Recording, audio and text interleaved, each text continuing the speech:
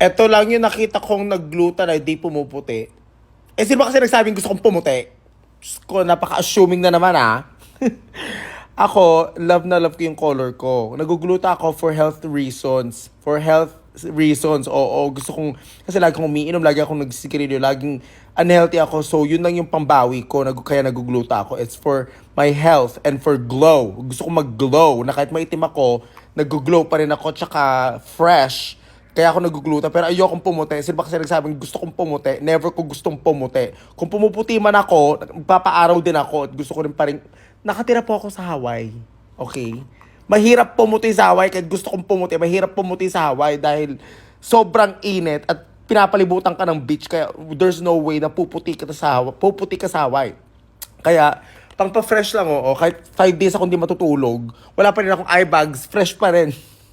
Kaya ako naggugluta, doon po yung point ng paggluta ko, hindi dahil pumuti. Never kong gustong pumuti na ganyan. Nako, kayo na naman ah.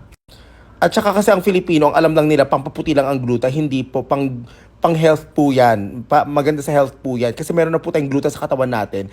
Pero kapag tumatanda tayo, nababawasan yan. Kaya kailangan i-replenish natin at saka i-maintain. Pero sa mga taong iba na gustong pumuti, yun yung mga talagang sobrang daming gluta tinitik nila para pumuti. Yun po yung side effects ng gluta.